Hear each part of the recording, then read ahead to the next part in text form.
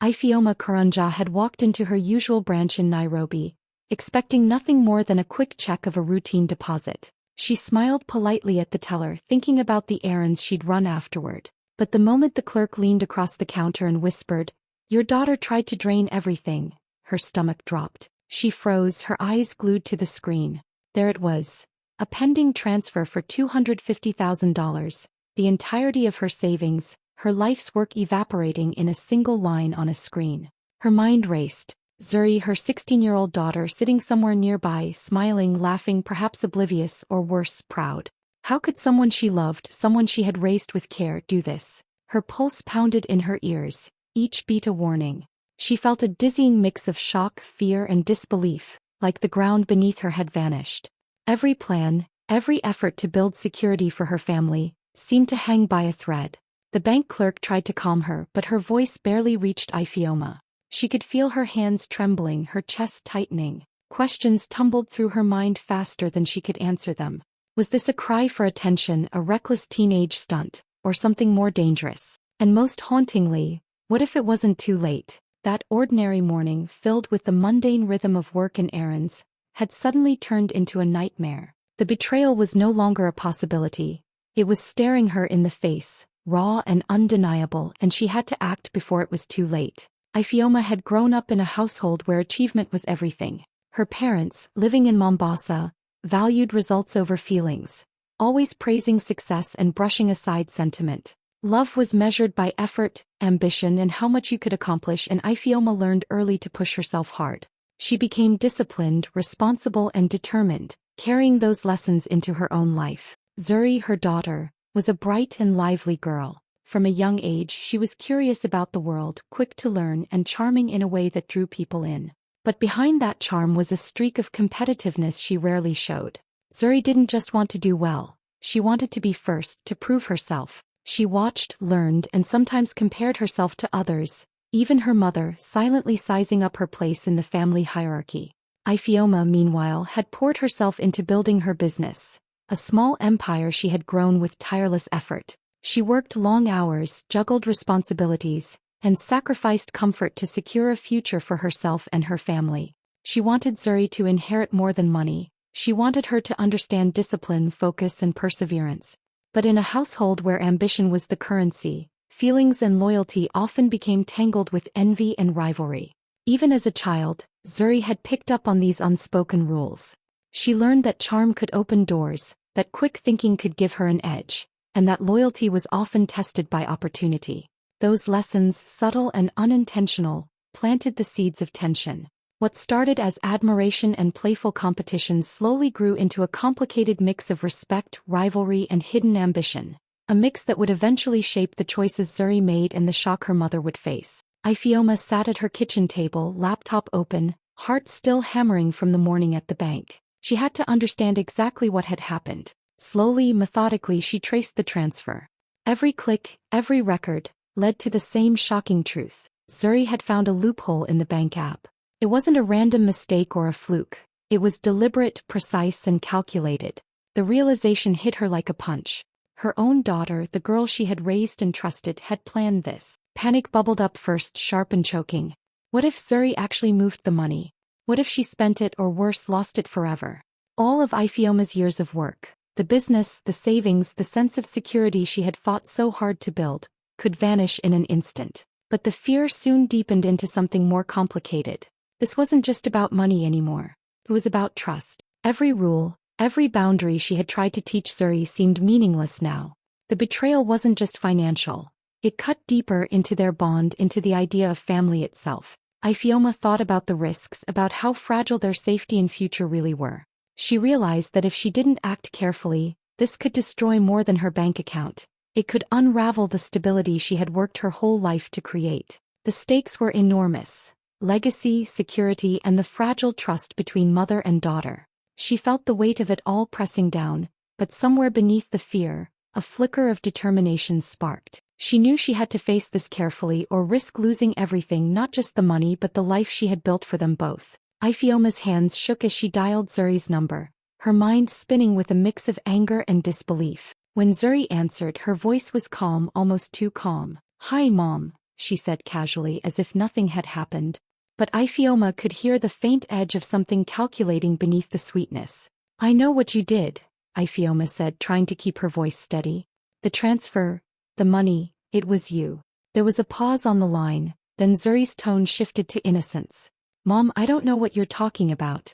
I only used the money for a school emergency, she said, her voice perfectly measured. Or maybe I was helping a friend who really needed it. Ifeoma's stomach knotted. She had hoped for a quick confession, something she could fix immediately, but Zuri's calm lies only made her pulse race faster. It wasn't panic this time. It was the sharp, cold realization that her daughter could be deliberately deceptive, that every word was carefully chosen. She pressed on, asking questions, pointing out details she knew Zuri couldn't easily explain. Zuri danced around the answers, offering fragments that sounded plausible but didn't add up. Each lie was like a needle, slowly pricking at Ifeoma's trust. She felt a mix of fury and sorrow. How could someone she had nurtured act so boldly against her? By the end of the call, Ifeoma knew one thing clearly. This wasn't a mistake or a teenage prank. Zuri had thought this through, and she was trying to see how far she could push before getting caught. The first confrontation left Ifeoma shaken but focused. Her maternal worry sharpened into determination. She had to act smart or the consequences would be far worse than just lost money. Ifeoma knew she couldn't face this alone. The shock of Zuri's betrayal was still raw, but panic wouldn't help her recover the money or protect her family. She quietly reached out to people she trusted most, starting with her lawyer. She explained the situation carefully, leaving out emotion at first, focusing on facts. The transfer, the loophole, and the evidence she had traced. Her lawyer listened, nodding, and then laid out the legal options clearly. There were ways to freeze the funds, recover them, and hold Zuri accountable, but every step had to be precise. Next, she spoke with her financial advisor, someone who had guided her through years of business growth. He confirmed what she feared. The transfer had been deliberate, not an accident, and Zuri had exploited a vulnerability in the system.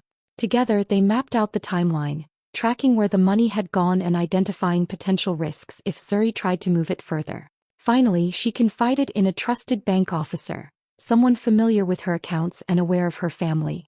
The officer reviewed the activity and reassured her that intervention was possible, but only if done carefully. Any rash move could alert Zuri and make the situation worse. Through these conversations, Ifeoma's fear gradually gave way to focus. She realized she wasn't powerless. She had resources, knowledge, and allies. Each expert added clarity, confirming that Zuri's actions were malicious but also that they could be contained. Ifeoma began to feel a sense of control returning. Strategy, patience, and careful planning would guide her next moves. Emotional reactions could wait. Right now, intelligence and preparation were her strongest tools. The stage was set. She would confront the betrayal but on her terms with a plan that left no room for mistakes. Ifeoma knew that rushing in now would ruin everything. She had to be patient and clever. So she began to act differently around Zuri, letting small, calculated hints slip about her finances. At dinner, she sighed over unexpected expenses and muttered about a tricky business deal. She left her laptop open with spreadsheets visible, numbers exaggerated, showing gaps that weren't real. Every little sign was meant to catch Zuri's attention without revealing that she knew what had happened. Zuri noticed. Her eyes lit up with curiosity, a spark that quickly turned into plotting. She whispered to friends, asked questions, and lingered near her mother's workspace under the pretense of interest in school projects.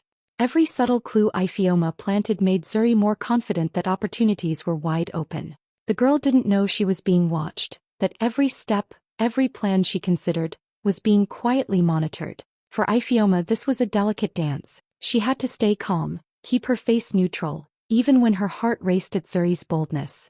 She carefully noted each reaction, each question, each small attempt to manipulate or probe.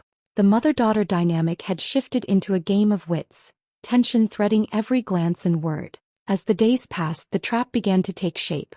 Zuri's curiosity and ambition made her predictable, while Ifeoma's restraint gave her the advantage. The suspense built naturally. One wrong move by Zuri could reveal everything, yet she moved forward, unaware of the careful net closing around her. Every small step Zuri took made it clearer that the moment to confront her would come soon, and when it did, Ifeoma would have all the evidence and control she needed to turn the tables. Ifeoma realized that keeping everything private might actually give Zuri more freedom to act. She needed to turn the spotlight onto her finances without revealing the full plan. Carefully, she announced a new business partnership with a reputable Nairobi investor, sharing the news on social media and in local news outlets. The post was confident and public, showing charts, statements, and photos of meetings, enough to signal that her finances were secure and closely watched. Zuri saw it immediately. The girl's eyes widened as she scrolled through the post, curiosity mixed with calculation. Every attempt she might make now, whether transferring money, hiding funds, or creating mischief, would leave a trace. The move forced Zuri into a position where her actions could be monitored and recorded, giving Ifeoma a clear advantage. Ifeoma also coordinated with her lawyer and the bank. Legal measures were quietly put in place. Alerts, logs, and account freezes ready if Zuri tried anything bold. It was like setting a high-tech trap while keeping up appearances of normal business activity. The public announcement wasn't just about transparency.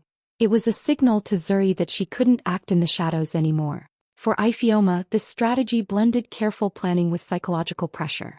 Zuri's curiosity and ambition would push her to test limits, but every move she made now strengthened the evidence against her. It was a high-stakes game played out online, in the bank, and in legal records. With patience and precision, Ifeoma had created a situation where her daughter's actions would reveal themselves naturally, leaving no room for denials or misdirection. The drama was now public, the trap set, and the countdown to confrontation had begun. Ifeoma set the stage carefully. She told Zuri they would have a family meeting that evening, making it sound casual, even normal. Zuri walked in, confident and a little smug, thinking she might talk her way out of trouble. What she didn't know was that Ifeoma had secretly recorded the entire conversation, every word, every pause, every attempt at charm or excuse captured for evidence. At first, Zuri tried her usual tactics, smiling, twisting stories, blaming circumstances, even claiming she had acted for a good reason. But Ifeoma stayed calm. Her voice was steady, her posture relaxed, giving nothing away. Then she began laying out the facts. Screenshots, bank logs, timestamps, and the path of the unauthorized transfer. All pieces of the puzzle carefully presented. She didn't yell or panic, she let the evidence speak for itself. Zuri's confident expressions started to crack. The girl realized her mother had anticipated every move, understood every loophole she had tried to exploit, and had prepared responses for every excuse. Ifeoma calmly explained the legal consequences of Zuri's actions and the financial impact of what she had attempted. Every argument Zuri made was met with clear, unshakable logic, leaving no room for deflection. By the end of the meeting, the roles had reversed completely. Where Zuri had once felt in control, she now faced a mother who had thought ahead, strategized, and maintained composure under pressure. The arrogance and daring that had fueled her earlier actions met the full weight of careful preparation, intelligence, and calm authority. The psychological tension was intense, but Ifeoma's patience and strategy won the day. For the first time, Zuri saw the full scope of her mother's power, and understood that the game was over. After the confrontation, Ifeoma moved quickly but carefully. She worked with the bank to freeze the remaining funds and recover as much of the stolen money as possible. The bank was cooperative, impressed by the thorough evidence she had gathered. Slowly, bit by bit, the $250,000 began to return. Some of it came back directly through official channels, while other portions were returned after careful negotiation, pressure, and clear legal warnings. Every step was measured, ensuring Zuri couldn't escape responsibility. Zuri faced real consequences for the first time. She had to acknowledge what she had done, and the legal and financial measures ensured that she could not repeat the act. For her, it was a humbling experience, a stark lesson in boundaries, trust, and the power of careful planning. The rebellion that had seemed clever and exciting now came with tangible repercussions. Meanwhile, Ifeoma's business continued to thrive. She maintained her focus, making decisions with the same intelligence and discipline that had built her empire in the first place. The crisis didn't derail her. It highlighted her strength and capacity to handle even personal betrayal with strategy and composure. Friends, colleagues, and the public recognized her resilience, reinforcing her reputation as someone who could manage both opportunity and adversity with skill. In the end, the triumph wasn't just about money. It was about patience, preparation, and clever thinking. Ifeoma had faced one of the most personal betrayals imaginable and come out stronger, showing that careful strategy could turn a dangerous situation into a victory. She had secured not only her funds but also her sense of control, proving that intelligence, calm action and determination could restore justice and protect both family and legacy. Ifeoma sat quietly in her favorite cafe in Nairobi, watching the city move around her, feeling a sense of calm she hadn't felt in weeks. The crisis with Zuri was over, and for the first time she could reflect on everything that had happened. She thought about resilience, the strength it took to stay calm when everything felt like it was falling apart. She thought about boundaries, about the line between love and accountability, and the lessons she had learned about trust and vigilance. She celebrated quietly with a few close friends, sharing laughter and stories, grateful for the support around her. There were no grand gestures, no flashy displays, just the satisfaction of knowing she was secure, independent and capable of handling challenges head-on. Zuri, meanwhile, had learned her lesson. She was more cautious now, aware of her mother's power, and slowly understanding the consequences of her actions. For Ifeoma, the experience became a quiet triumph. It wasn't just about recovering money or enforcing rules. It was about proving that patience, strategy and courage could overcome even the deepest betrayals. She felt stronger, wiser, and ready to face the future. An example of careful empowerment for anyone navigating the tricky balance between family, ambition, and trust.